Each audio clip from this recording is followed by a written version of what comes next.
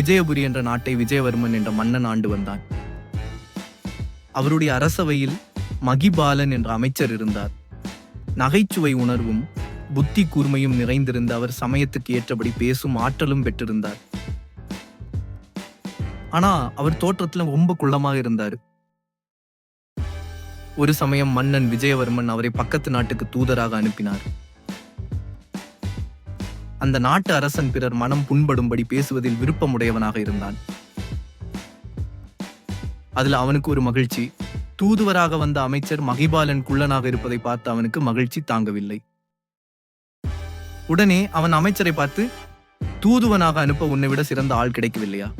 இவ்வளவு குள்ளமாக இருக்கும் உன்னை போய் தூதராக அனுப்பி இருக்கிறாரே உங்கள் மன்னர் என்று கேலியாக கேட்டான். இந்த பேச்சை கேட்டு அமைச்சர் மகிபாலனுக்கு கோபம் தலைக்கேறியது. தான் இருக்கும் சூழ்நிலையை அறிந்து கோபத்தை அடக்கி கொண்டார்.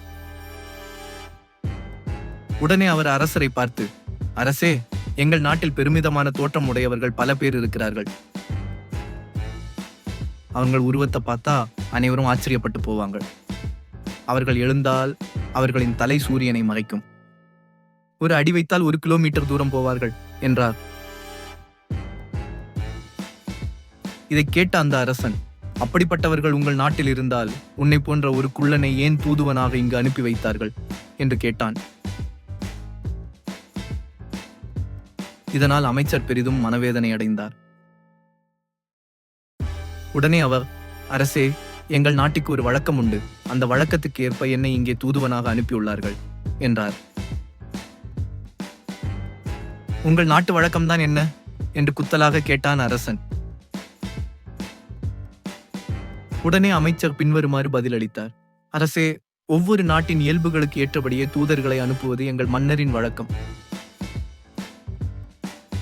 அறிவு உள்ள அரசராலும் நாட்டுக்கு அறிவுள்ள தூதர்களை அனுப்புவார்.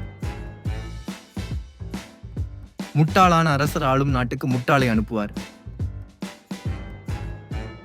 எங்கள் நாட்டிலேயே வடிகட்டிய பெரிய முட்டாள் நான் தான். அதனால்தான் என்னை இந்த நாட்டுக்கு தூதனாக அனுப்பியுள்ளார் என்றார். இதை கேட்டதும் அந்த அரசர் அவமானத்தால் தலை குனிந்தார்.